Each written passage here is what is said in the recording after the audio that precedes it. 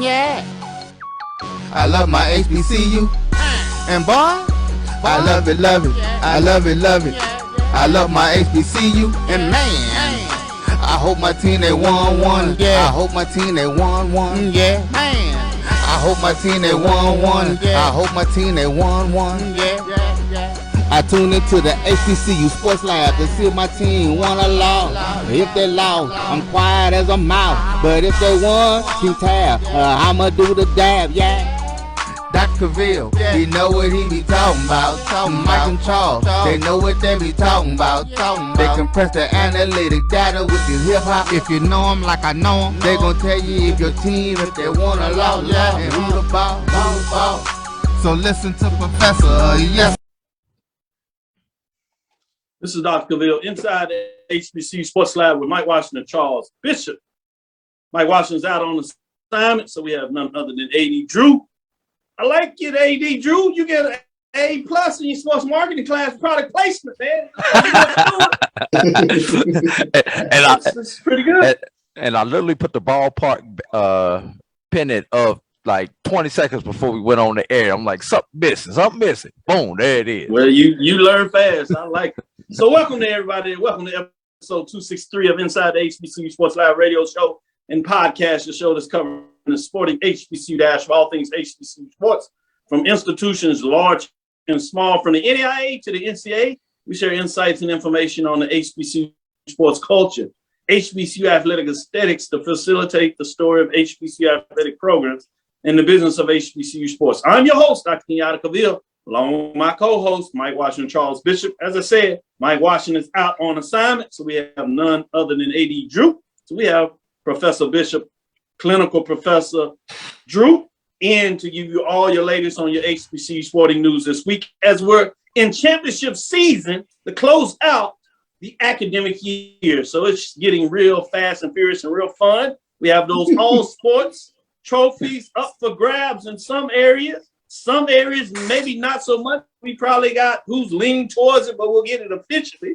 You see me with a little product placement. Let me show you a little bit there. Charles, your boys. I see. I got you. Don't worry. I know. I appreciate it. I got you. It's done. We have one that's in the suitcase. As soon as you get some time for your brother, I'll make sure you get your shirt. But that's another discussion. Because we're filming from our studios, home studios, and sending a signal live.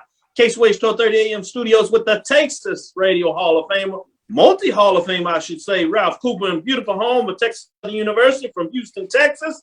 Grades are due. Grades are in. The semester is officially over in terms of academia, but athletics, not so much. We'll close out on that. Charles seems like he feels relieved. Clinical Professor Drew seems like he's sending his grades, so he's done. He washed his hands. Today's episode of Inside HBCU Sports Lab is sponsored by THG Agency. THG Agency is a company that provides sporting and educational consulting and data analytics. Before I go to you, let me give some of our listeners out there some love in the building. I just want them to know the Sports Lab class is not over.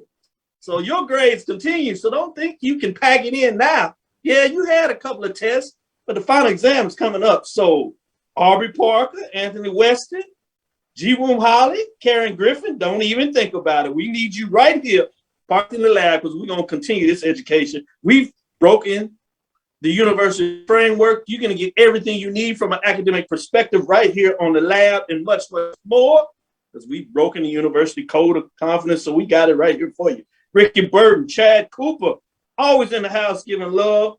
Appreciate you all and much, much more. We'll give some more shout outs. With that, let me go to Professor Bishop, since he's smiling ear to ear. What's on your mind? Well, first and foremost, it's great to be back in the lab, because let me tell you, statistics had my heart, mind, body, and soul last week. So it's great to be back. Talk a little HBCU athletics. So I'm here. I'm happy. Because last week, it was rough last week. W.C. Gordon, former Jackson State football coach, late great, used to say, after I lost, my jazz wasn't sounding good. And I tell you what, my jazz wasn't sounding good last week. It was a rough week, but glad to be back. Glad to be back. It's rough. It's good. Good to have you back. Clinical Professor Drew, You found a way to be in there, but you had a long week because you were on the clock for the Black College 9, the Black College World Series. Let me get that right. That's Tyson Foods Black College World Series, as you, Roy, Michael Coker, and a host of a lot of folks were in the mix getting it done. And I got a prime seat to see folks in motion, and never let it be said, this group here, if you're talking about putting on events and you want it done in first class, video side, talk to Roy. Organizational side, talk to Drew. Michael Coker, in terms of just getting things done, in terms of making it happen, I'm just saying, if you want some folks, and yeah, I'm speaking from a consultant perspective now, this, come to me and I'll make sure I can get the deal done for these folks, because they're ready for hire. They'll make sure they can get their services out there to you. But I'm just saying, it was first class and well done. How you doing today? What's on your mind, Professor Drew? What's all about bad? I'm still trying to catch up with my sleep doc from last week. You know, I spent 10 days in the city of Montgomery. The last 5 of them were short nights and extra long days. And Doc, you were witness to it. The longest day we had was the Friday night, the semifinals night, when you and I got back to the hotel at 2:05 a.m. Central Time. After the day session, after a 12-inning game in game 1 of the day session, game two was normal time. It went fine. Actually had a gap after game 2 to game 3. Game 3 went 4 hours and 20 minutes long, followed by a 3-hour and 30-minute ball game. These were championship ball games, so you could tell they were coaching like a player. Yes. And got to the hotel at 2:00 in the morning, 2:05 in the morning, and I had to get up at 3. Drew had to drive me to the airport. So I was just going to say, while I volunteered to drive Dr. Cavil to the airport, I still do not know what I was thinking about. And I go back to the room. I was like, Doc, I'm not going to fall asleep, because if I fall asleep, I'm not going to get you to the airport. Right. 5 minutes to 4, my phone rings. Oh, yeah, I'm on my way. I'll be down in 5 minutes, Doc. So I get back, catch the plane, everything, go through Dallas, get back here, and I go to Texas Southern University graduation. You know, I want to make sure I show love for the graduates, so it was part of my responsibilities. Interim assistant dean of the College of Education. Over the 3 months I spent as the acting dean, so I needed to be there to support all those faculty that were getting it done, as well as myself.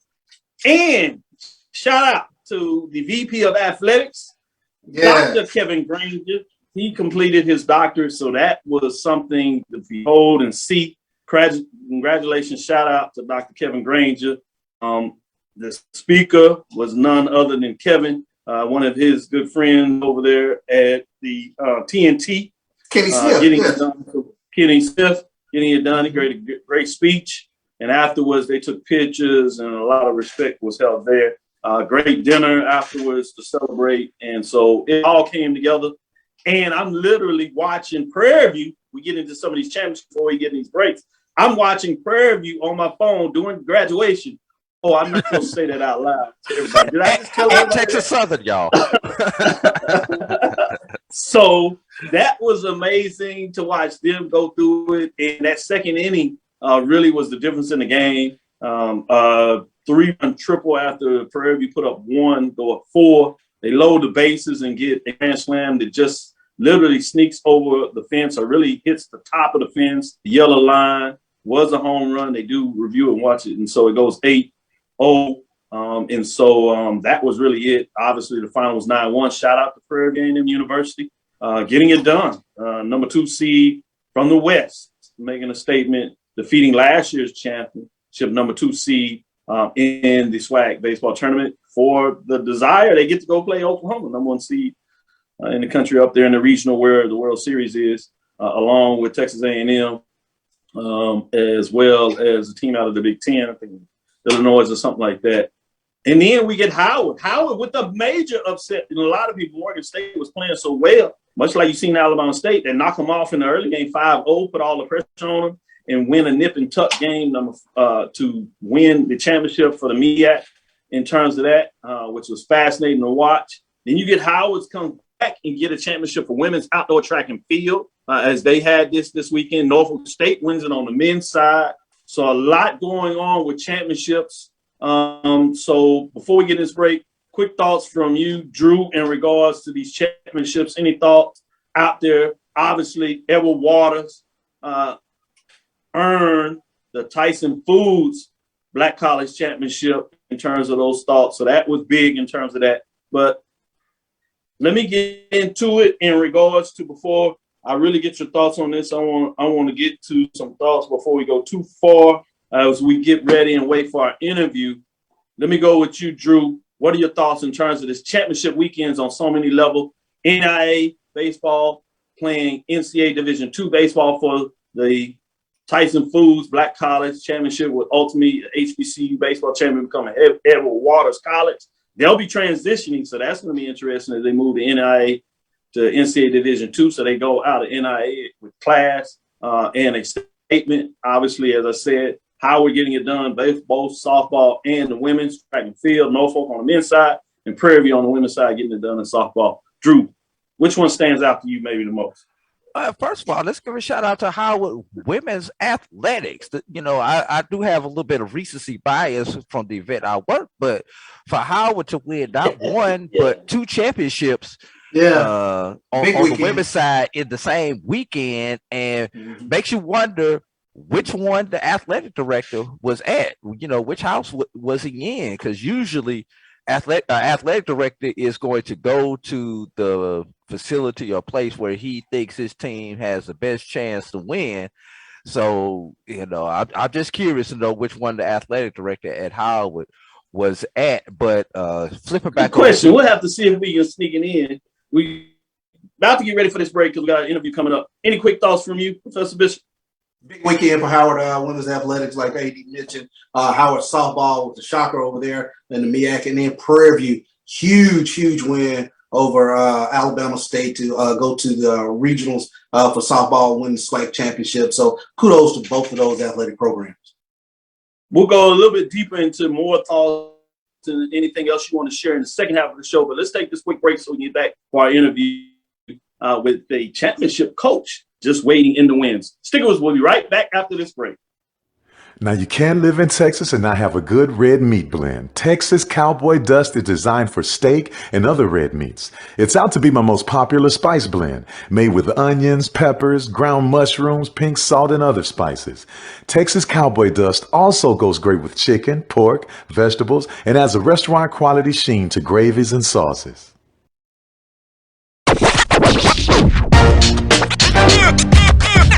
It's like a loop machine.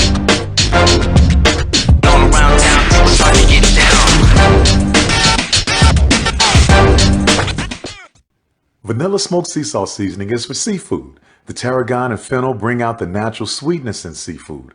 I also use it in rice dishes, on yams, asparagus, blueberry pancakes, and believe it or not, chocolate chip cookies. Vanilla smoked sea salt adds a salty and savory component to sweet dishes that create a symphony for the tongue. Oh, that spin class was brutal. Well, you can try using the Buick's massaging seat. Ooh, yeah, that's nice. Can I use Apple CarPlay to put some music on? Sure, it's wireless. Pick something we all like. Okay, hold on. What's your Buick's Wi-Fi password? Buick Envision 2021. Oh, you should pick something stronger. That's really predictable. That's a really tight spot. Don't worry, I used to hate parallel parking. Me too. Hey. Really outdid yourself. Yes, we did. The all-new Buick Envision, an SUV built around you, all of you. Are you hungry for authentic Caribbean food like jerk chicken, oxtail, red snapper, shrimp, tofu, and rasta pasta? Well, find your way over to Mango's Caribbean Restaurant, 180 Auburn Avenue, right next to Royal Peacock in downtown Atlanta. Them belly full, but we hungry. Mango's Caribbean Restaurant, open daily from 11 a.m. to 10 p.m. And on Friday and Saturday, we're open till 4 a.m. Come to Mango's and put some spice in your life. So we've got a good thing going. Mango's Caribbean Restaurant, 180 Auburn Avenue, right next to Royal Peacock in downtown Atlanta. For more info or directions, call 404-698-3992 or log on to mangoscaribbeanrestaurant.com. For instant coupons, text MANGOS to 313131. Tell your mama hungry, papa hungry, brother hungry. Mango's Caribbean Restaurant. Authentic Caribbean cuisines. Open up the door. Tell your mama hungry. Since 2002, Empowerment Resources, Inc., a nonprofit organization, has empowered more than 1,500 youth and adults in Duval and surrounding counties through its programs Journey into Womanhood, Girls Mentoring, Life Skills for Teens, and Parenting Education Coaching.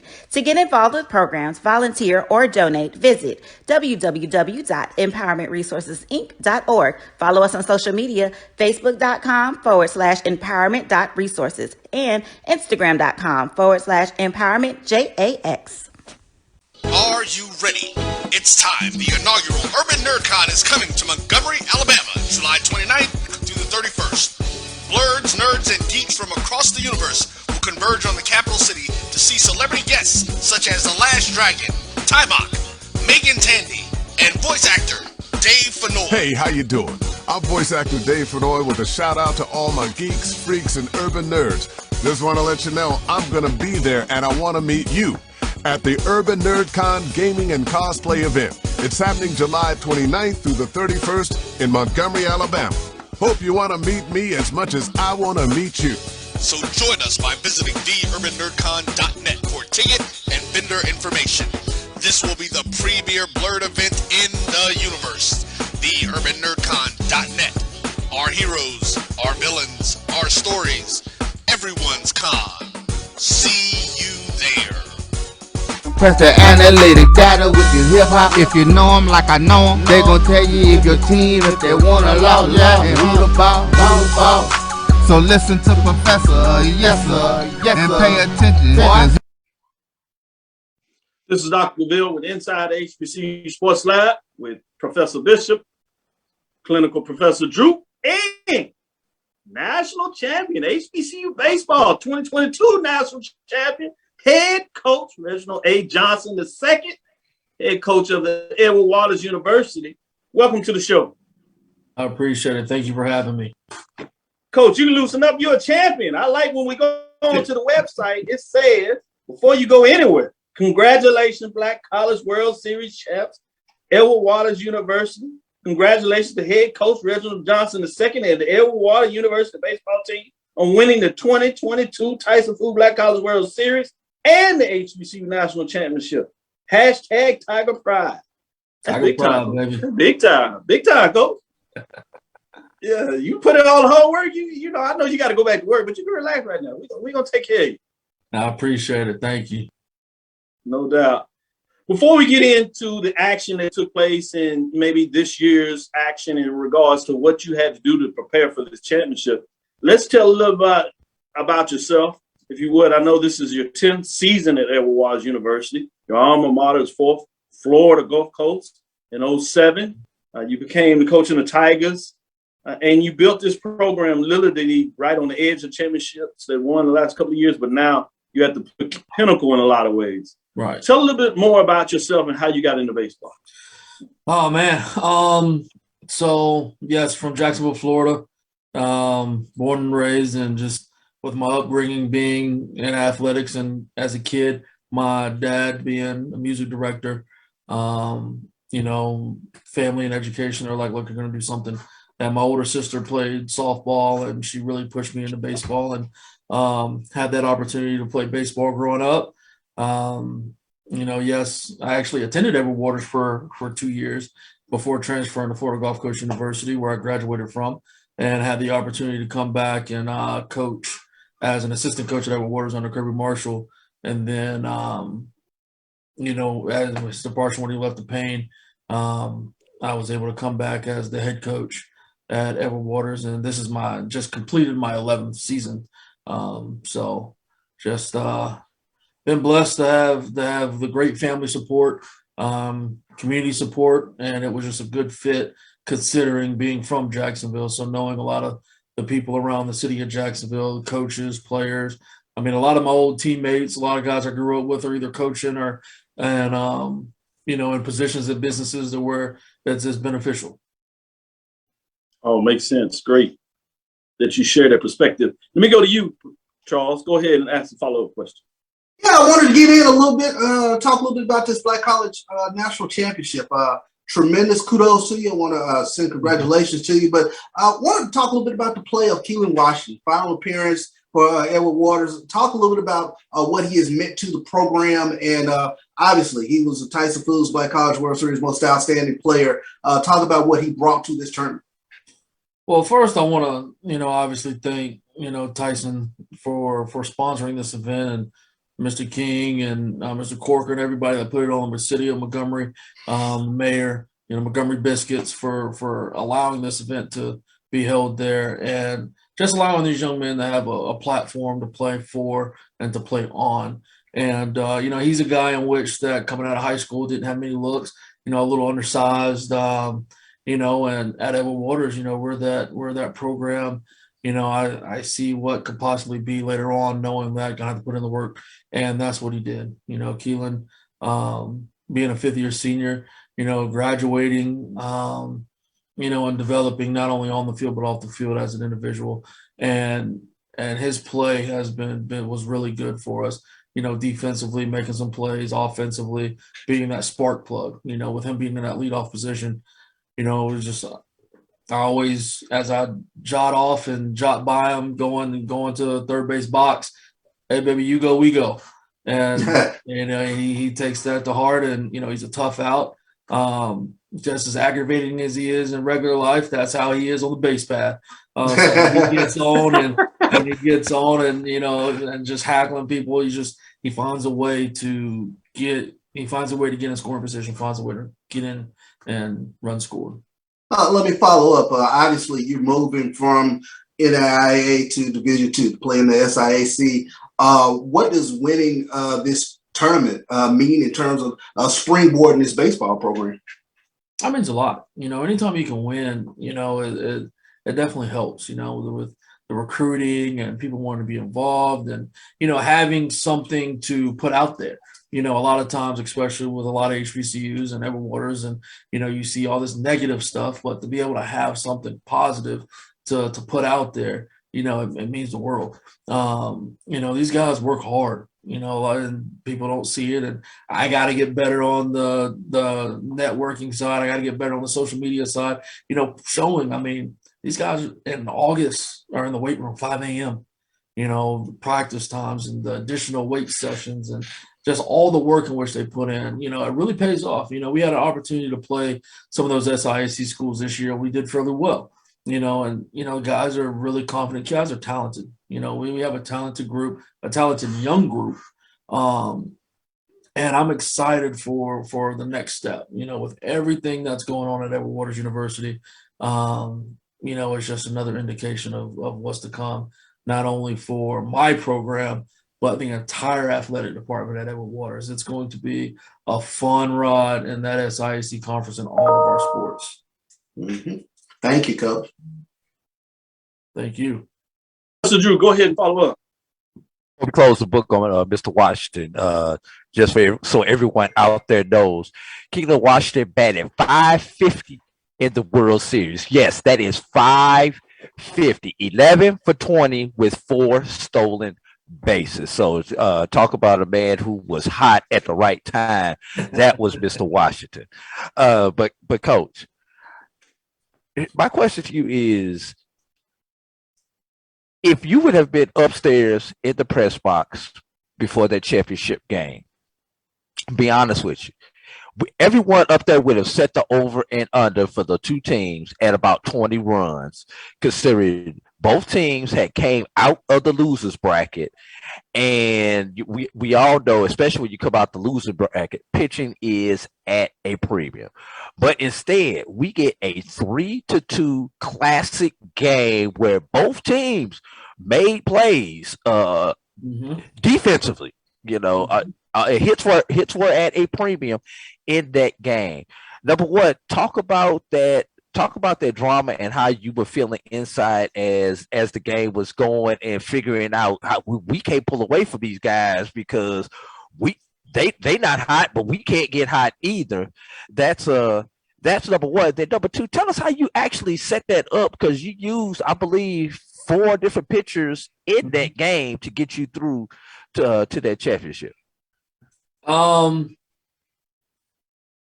Honestly, again, these guys don't get enough credit, but my 2 assistant coaches, Ray Otero, Cody Crawford, has been amazing for myself, this program, this institution.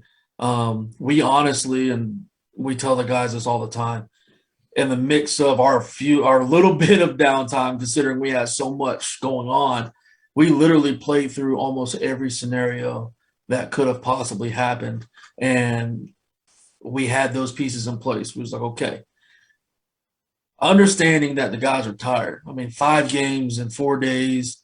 We had 1 game where we didn't get home till after 1:30. We had another game that didn't end until 1:30. Playing and 2 that's games Central Time, and your body is on Eastern Time. Let's everybody keep that in mind. Exactly. So technically, we didn't end the game till 2:30 in the morning. Understanding the guys were tired, we knew the guys were going to fight, but again, in the preparation, man, those guys, my assistant coaches, are phenomenal. They're like family, they're brothers that we're able to talk about everything, and we had both sides of it. All right, offensively, we do this offensively, we should be able to put up a bunch of runs as we have before.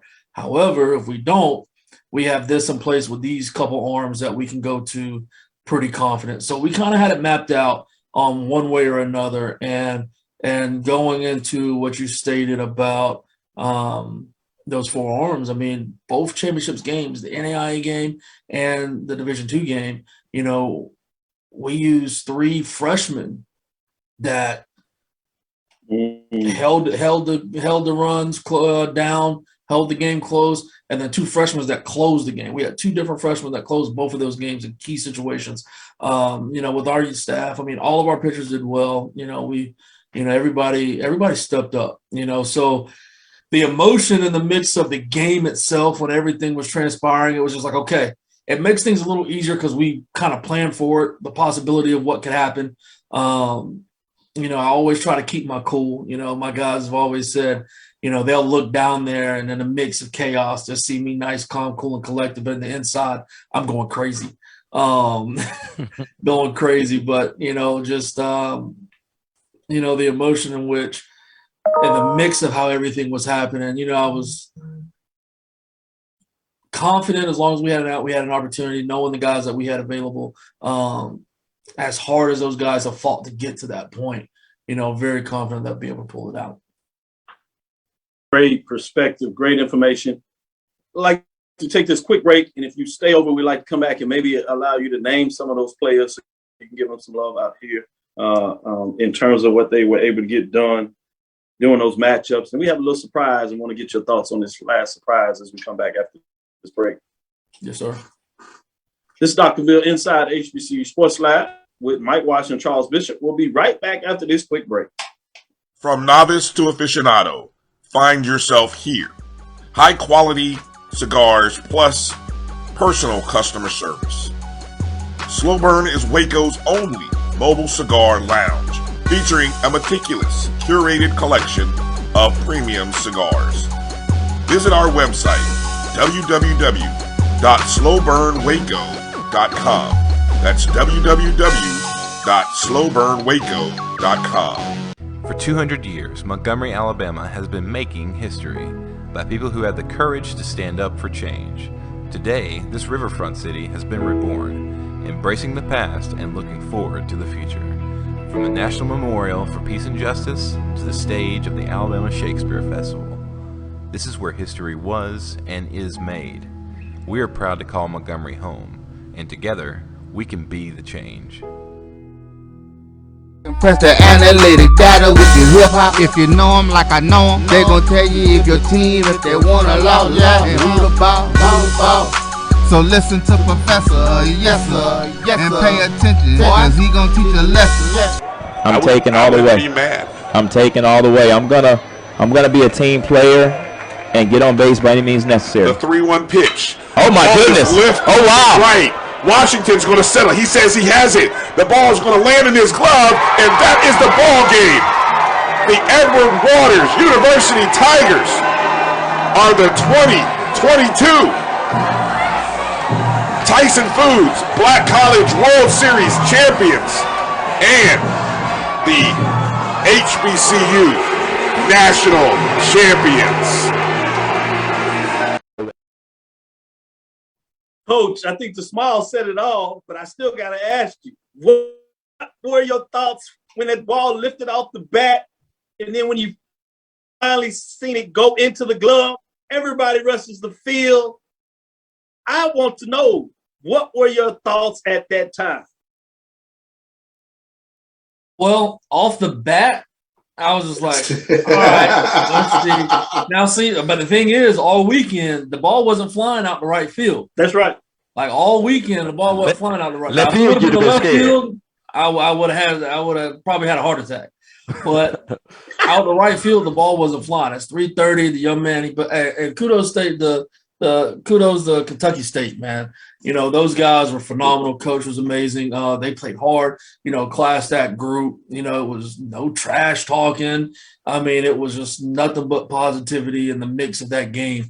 But off the bat, I was like, all right. And then as soon as I seen Keelan stop, we'll probably stop breathing for a little bit. You know, knowing Keelan, you know, like, please don't do anything extra and not catch this ball. And he didn't, and he caught it, and then just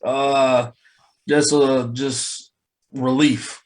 And just, like a weight lifted off of your shoulders, man, because it's a long time coming. You know, we talk about it all the time. You know, back in 2011, you know, Edward Waters was named HBCU champion, you know, just by the polls. Same thing in 2015. But this was the first time the opportunity to actually play for the championship and to win it. And I was just happy for my guys, man. They worked hard. Happy for my coaches, for the institution. You know, our president, Dr. Zachary Faison, and our athletic director, Dr. Bryant. You know, they're visionaries, and what they've expected for athletics. You know, it was just a relief that we were able to get it done. I know Dr. Faison was trying to get down there and things came up, but right, just calling the AD, calling you all on phone, celebrating. Obviously, your athletic director was there. Yes. The whole entire time, got a chance to exchange dialogue with him. But before we close, I did want to ask you, you know, about your catcher, Anthony Roman, John Nobles, in terms of some big plays. There's some other players that you might want to talk about. Give us some names of players that really stood out to you. Obviously, you talked about some of the freshmen, but other players as well. Honestly, it was everybody. You know, in the mix of this tournament, everybody played a part. You know, everybody had that opportunity. You know, Anthony Roman caught every single game. You know, he's been an absolute bulldog for us all year, and he caught every single game. Our DH was our other catcher. You know, and I was like, look, we're putting the best offense in the lineup. You got to suck it up and get it done. John Nobles came up clutch. I mean, all of a sudden he becomes a home run hitter. The last month of the season, couple really big plays. You know, he's, you know, small guy, you know, but with a big heart and plays hard. Shoot, I mean, everybody. You know, what a lot of people don't understand, that lineup was banged up pretty bad. You know, and I always give credit to our athletic trainer, Kalen. You know, Kalen worked tirelessly in the mix of the preparation to get these guys to be able to play. Our starting left fielder, I mean, he was pretty much playing, and we're pretty sure it's a torn meniscus. He pretty much played the last month with a bum knee, shortstop, ankle. You know, and these guys, just the heart that they had. You know, the diving plays out in the outfield towards the end with Tompkins, Dequarius Tompkins out in left field. He misplayed a ball early, you know, and he came back in the dugout, and that's what I love about these guys. Came back, he tapped the pitcher, hey, my bad, I apologize, I'm going to get the next one. Darn sure he did. You know, ran a ball down, dive and play. Dayton Pass out in center field didn't have the best offensive performance that he wanted to and as he had in the past, but he ran several balls down. He had 2 diving plays, and then on to over at third base, Adrian Lauro, excuse me, still trying to catch my voice. Adrian Lauro over at third base, I understand. Made some plays. First baseman is Isaiah Montez and Hugo Shoney. But the pitchers, starting pitchers did well. Seniors starting off, Joseph Eischen pitching a complete game versus Russ. 130 pitchers, rolled him out. A complete game and pitched his butt off. And just really proud that he was able. I went out there to kind of see. He was like, Coach, this is it for me. Let me finish it. I want the ball. I want to finish my game. Yes, sir. You worked for it. That look that he had in his eyes, had no doubt, finish your game. Other starting pitchers did very well. Going into guys in relief. Ray Otero's been our pitching guy this year, and he really shook some things up in the bullpen. Early on, our bullpen wasn't too hot. He made some changes. We all made some changes. He shook some things up. Frank Grimaldi came in and had some scoreless innings. Cameron Chastain in the championship game was a freshman, ended up closing that thing out. Morris James, another freshman, came in the Kentucky State game and, gave up a run, but he had 2 innings to where he gave us an opportunity to get to our closer, which is a freshman with Caden Hutchinson, that was able to close it out. So, it's where the future's bright. We're losing 2 arms as far as Joseph Eischen and Frank Grimaldi, a starter and a bullpen guy, but the other 2 starters, they'll be juniors next year, and then everybody else is freshmen. Eric Claudio came in and got us to Chastain versus Florida Memorial. And this is the caveat to that. Austin James that started the Florida Memorial game, and Eric Claudio gave up 10 runs versus Florida Memorial when we played them at their place. Mm-hmm. Yeah. So when we played them again, I looked at Austin. I said, go do your thing. This is your time to get your revenge. He got us. I said, just get us into the 4th inning. He got us into the 4th inning. Eric Claudio was able to come in and shut him down for 3 innings. Yeah. Now, these 2 guys gave up 10 runs there. Yeah. Here we are on the big stage. And, just kudos to Ray Otero and the changes that they made, and also just the grit of the players. I'm doing all these interviews and everything and all these podcasts and stuff, but, man, the players deserve all the credit. We just put some things in place, and they went and got it done. No doubt about it. And that's why I wanted to make sure you had a chance to really share the space with them, because they deserve it. You put them in the position, but they closed it in so many different ways, whether that was offensive with the bat or on the mound or in the field in terms of defensive plays. Final thing is, you did a shout out to the president, Dr. Faison, obviously your athletic director, Dr. Paul Bryant. But anything that you want to finally say in terms of your fans and the parents that supported you as well? Any final thoughts you want to leave? Man, the support from the parents were amazing. We had not many coaches can say that in the mix of the year, the parents honestly sat back and let me do my thing. It was, they come in and it's kind of like hey, coach, how you doing? I hope all is well, this and that. But not one thing about playing time, not one thing about this decision, that decision, why this, why that, not a thing. And again, it starts with the parents, and thank you to all the parents that were able to do so, and the parents that were able to come and support, and they did.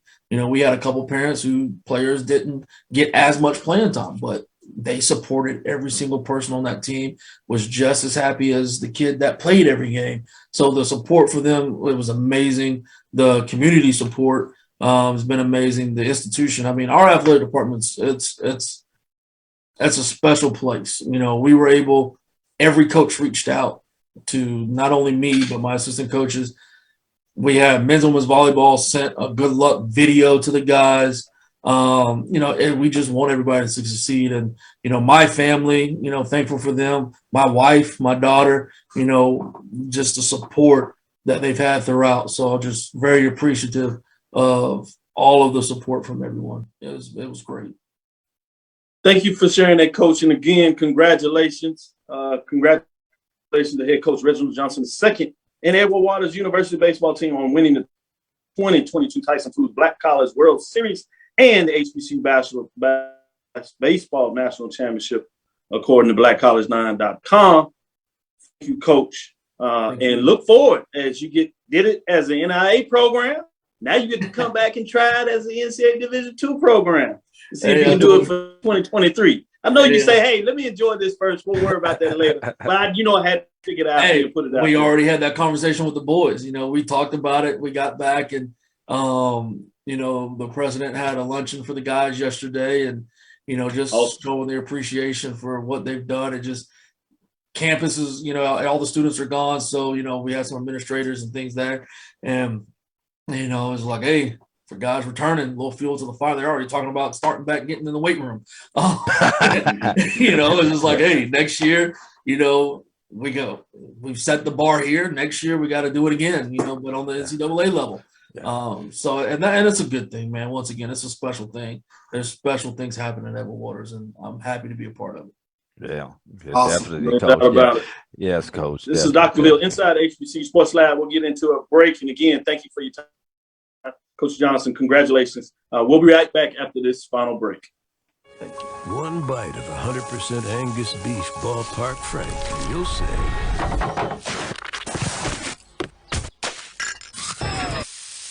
hello, summer. Oh, yeah, it's ballpark season. From novice to aficionado, find yourself here. High-quality cigars plus personal customer service with Slow Burn. Visit our website, www.slowburnwaco.com. Slow Burn is Waco's only mobile cigar lounge featuring a meticulous, curated collection of premium cigars. It's more than a mobile lounge. It's an environment and an experience rich in history, luxury, and personality. An elegant extension of any celebration occasion. It's the perfect escape and meeting place, a space where you can relax or enjoy a shared passion. Have Slow Burn plan your next big event, or before you are planning to celebrate your win over your athletic rival, you can shop our collections at www.slowburnwaco.com. But if they want to tab, I'ma do the dab, yeah. Press the analytic data with your hip hop. If you know them like I know them, they gon' tell you if your team, if they want a lot, yeah, and who the ball. So listen to Professor, yes sir, and pay attention, cause he gon' This is Dr. Bill inside the HBCU Sports Lab with AD Drew and Charles Bishop for the final segment. Charles, I know there was some breaking news or some news that just kind of came out today that you wanted to get off the tip of the tongue that a lot of folks are lathering about. What's going on out there? Yeah, this is for all the band heads. HBCU National Battle of the Bands lineup was announced today. So mark your calendars. Saturday, August 27th at NRG Stadium. Things will kick off at 6 p.m. as the Pepsi National Battle of the Bands presented by Toyota will be at NRG Stadium. So this will be huge. And this is a statement from Derek Weber, who is the National Battle of the Bands creator and CEO. Each year, we strive to make the National Battle of the Bands event and experience that not only celebrates and amplifies the visibility of HBCU marching bands, but also serves and supports the community. So here's the lineup for the bands who will be in it this year. The Alabama A&M University marching maroon and white. The Alcorn State Sounds of Dynamite Marching Band. The Little Cookman, the Marching Wildcats. The world fame from Grambling State University. The mighty Marching Thoroughbreds from Kentucky State University. The Blue and Gold Marching Machine from North Carolina A&T, the Marching Storm, Prairie A&M University, and the Southern University Human Jukebox. These are your 8 bands that will be performing in the National Battle of the Bands. So big news coming out today for our band heads. Yeah, that was big news. I got to go to the press conference. Well done by Derek Weber. I'll be back in the suites checking that out. or maybe not. You know, that is MEAC SWAC challenge. I was like, man, push it to Sunday. Can I get it to Sunday? I get back. So I guess I got some choices to make. Big time. But we'll have Derek Weber on to talk about this event and give some updates. I do know ticket sales have gone on sale officially now. You buy your ticket sales now, it's $5 off. If you wait to the week of the event, it increases by $5. So just wanted to give you that information. Great points. I know there's some transfer news out there. Did you want to speak about that, Drew, or did you want to talk about it, Bishop? Some of this transfer news looks like Southern University coach getting down there, getting ugly for some folks over there, pulling rank. Look ugly. But Grambling State, former Grambling State quarterback Noah Biden, he'll be transferring down to Baton Rouge to fierce rival Southern University. So, you know, maybe a little bit of bad blood, you know, in terms of Noah Biden, in terms of his exit from Grambling. But we'll see what the new chapter opens up for him down there at Southern University under Eric Dooley. You know, Eric Dooley loves his quarterbacks. I look for Southern to throw that ball early and often. What does he say? Spot the ball. So looking forward to the Jags this upcoming fall. I'm going to go to you, Drew, and ask you a little bit about the baseball games. Big games this weekend. This is the last weekend. Coming into this week, FAMU was leading the division. Prairie View was leading the division. They had their first losing series of the week last week to Grambling at home. Got swept this week by by Southern, who they swept earlier. So all of a sudden, things are knotted up at the top of the West at 18-9. Prairie View's lost 4. Southern has won 3, obviously, with that sweep. Texas Southern is just a game back, 17-10, with 2 wins as they took 2 out of 3 from Grambling. Grambling is tied with them at 17-2 with 2 losses. So it's tight in the West. It'll be fascinating. And we'll get a chance to talk a little bit more of the matchups coming down this week. But you got Prairie View and Texas Southern. They start Thursday with a lot of these matchups. So it'll be fascinating. Southern has Alcorn. I know this rival, but Alcorn hasn't played well. You got Grambling and Arkansas Palmer. You go to the East, it gets interesting as well. But it looks like Charles wants to get in there before I get to you, Drew. What you got? Hey, it was one more sweep this past weekend. We don't want to neglect that sweep. So yeah. No, I was going to the East. Let me get this one in. That's all. I knew I was getting told. I'll do that before I ask him, since Charles wants to get in there. Get Alabama State. As I said, FAMU is at the top. They lost 3 in a sweeping format, which put Alabama State back in the driver's seat as they're 20-7. They've won 4 straight as they swept this weekend. FAMU got swept, none other by Jackson State. FAMU is at 18-9. Bethune-Cookman is 18-10 right there with them. That's the matchup in the East this week, rivalry FAMU and Bethune-Cookman. You got Jackson State at 13-14 as they won 3 straight, and they swept FAMU. So this thing is getting interesting this last week because it's all going to be about winning a East or Western Division championship. It's going to be about seeding. So if you're loving baseball, this is what it came down to. It is going to be interesting for these 4 seedings, who wins the division and things of that nature, maybe some tiebreakers. I'm going to let Charles relax a little bit because he's so excited. I'm going to go to you first, Clinical Professor Drew. What are your thoughts? Actually, I would like to do a quick pivot on that, because that's all fine and dandy in the SWAC. They got 1 more week to play. But it's MEAC Championship week this week, Dr. Cavil, with number 1 Delaware State playing Norfolk on Thursday, followed by number 2 Coppin State and Maryland Eastern Shore. Yeah, I know it's only 4 teams over there, but still, it's the MEAC. Will we have some MEAC-ish stuff go on?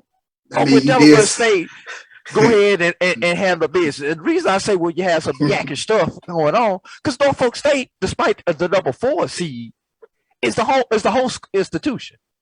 So it would not surprise me if Norfolk State gets that opening round win versus Delaware State. And regardless of what happens, I'm going to be in Norfolk, Virginia on Saturday to catch the championship game, Doc. So I'll be able to give you a live report on that, no matter who's winning, and see what kind of hospitality those folks at Norfolk State. Shout out to Trevor Jones, a member HBCU Pro Sports Media Association, and see what his alma mater can do. Hey, what they gonna do? A round robin? You tied it in. No, it's a 4-team double elimination. Interesting. You would think it'd be a round robin with only 14. You can't run from nobody in that 4. No, you can't. Double elimination. But let me let Charles get in here and jump in. We've been itching on this. He can talk about the East Division, West Division, sweep, coming down on FAMU at home, baseball. I mean, what got you excited this week over there? This upcoming weekend really has me excited.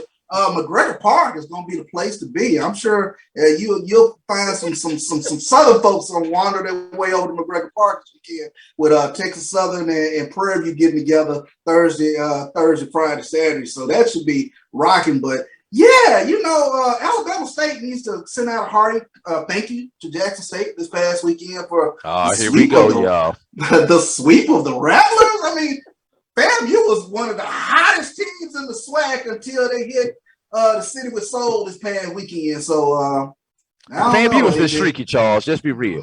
When they hot, they hot. When they not, they not. They was not this weekend. Well, it surprised me. It surprised me. It was a bit of a shocker because Jackson State has been streaky as well. In fact, they've had a lot of injuries, and for them to kind of come up big that past weekend against FAMU, but I think the previous weekend was a tough weekend against Bethune-Cookman. Bethune-Cookman really took it to them. So that was a big weekend for Jackson State. Oh, great comments. Great comments by all. Fascinating. A lot of good baseball to be played. I will be in Birmingham for the tournament. Deuce is going to be traveling with me. First time he gets to go on the road as we just travel by ourselves, playing and all. I mean, obviously we traveled as a family. He started going to HBCU events. He went to Prairie once he was legitimately able, by doctor's notice, to get out of the house 3 months. He was at Prairie View homecoming in the RV. I was scared to death because I could not go back home if something happened. But hey, I had all the company there. They had films and everything. So they did better than me. I felt more safe than I did at home. They made sure everything was perfect, right? And even some of the assistants came over. So it's perfect position. Now we get to hit the road again by ourselves. We're going to Birmingham. We're going to go check out some SWAC baseball. So his uncles will be there. So it'll be fascinating to see what that looks like. I'm sure he's so excited about that. And y'all have to hear some of the stories about my son, as he's messed up his shoulder as he was playing machine pitch and thought he was one of these major leaguers as he turns in Major League Network, Derek Jeter or something. He decides to dive for a ball, and we at the hospital. Boy, I tell you, little folks, they are different. It is different. He wants everybody to know. But shout out, I also want to shout out 52nd anniversary Alpha Eta Gamma chapter. We were at McGregor Park this weekend. That was a big deal. Shout out to the brothers. The son got to go out there seeing the brothers of Alpha fraternity, particularly the Eta Gamma chapter, celebrated, and he was taken care of then. So he's growing up in the mix of HBCUs and fraternities, so he gets it all. Charles, Uncle Alpha Charles takes care of him. I'm sure Drew, when he gets around him, because I'm going to make sure he gets to come down there as we maybe even next year look at some of this Tyson Foods Black College World Series in terms of what goes on. Get to beat him in Birmingham. I'll be in Birmingham also, Doc. Oh, yeah. No doubt. No doubt. He'll be ready to go because he'll tell you all this story. He's going to let you know how he plays some baseball. So I wanted to give him son a shout out. He's been allowing me to do my thing, stuff like that. Charles, he gonna diagram up some plays. He has his little book, black book. He takes which he has the football field, TSU, Prairie View, puts it in the end zone, Grambling. He lets you know. He has his band, marching stick, helmet. He gonna let you know about the team, football field, baseball diamond, doing plays. He gonna let you know about the marching. He can tell you all about the teams and which band, who's the best. And Charles has been spoiling him and telling him a little bit too much over there about Jackson State. Sonic Boom and South makes him nervous. Charles, the brainwash. Hold up. You know, that's too much. Got to already deal with the wife, Alabama A&M. So now I got to let him know. So it's really going to be interesting as their band is going to be here for the National Battle of the Bands here for the Pepsi, I should say, National Battle of the Bands. So that'll be fascinating. So, you know, he'll be all over that. So I doubt it if he'll be going with me to MEAC SWAC Challenge as he gets to see the bands right here in Houston. So it's fascinating. So just wanted to share that with everybody. He's a joy, fascinating. And he actually will turn on this show and watch it on YouTube through the house. So it's fascinating to listen to yourself, and he's all into it. But hey, Daddy, I see, yeah, I'm trying. He said, no, that's a good job. Good job. So this is Dr. Bill inside the HBCU Sports Lab. Just giving a shout out to Deuce, as we call it. Thank you for listening to Inside the HBCU Sports Lab. Make sure you share our podcast with your friends and colleagues. I am Dr. Kenyatta Cavil, the Dean of HBCU Sports, coming from inside the lab in the College of Sports with Mike Washington and Charles Bishop. Mike loves to say, Deuce. Shout out to Mike. I know you're working hard. Kudos to Mike in terms of this. He's an empty nester after this. His son celebrating graduation, going through a lot of awards in terms of playing lacrosse and earning a scholarship. So we're excited about what he's doing. Wanted to make sure that we gave a shout out to the Washingtons. Again, we want to thank you for listening to Dr. Bill's Inside the HBCU Sports Lab with Mike Washington, Charles Bishop, every Tuesday and Thursday right here at 6. We look forward as we continue to give you the news on Thursday, the latest news in the lab. Follow me, Dr. Kenyatta Cavil, Twitter, Facebook, and Instagram. That's DrKenyattacavil. That's Twitter, Facebook, and Instagram. Shout out to all the lab listeners. We'll see you on the road. Shout out for all those that shouted me out. We were out there in Montgomery coming up to me. I appreciate the love. Inside the HBCU Sports Lab 1, that is on Twitter, Facebook, and YouTube. Inside the HBCU Sports Lab. Like, subscribe, connect with us, dream big, continue to move forward. Make sure you download my JVN, my BCSN. You see the work we're putting out there. We got more to come. We need the support. We will talk with you soon. Clinical Professor Drew. Got to show it. Course. Yeah. There you go. Professor Bishop. Lecture. Dismiss.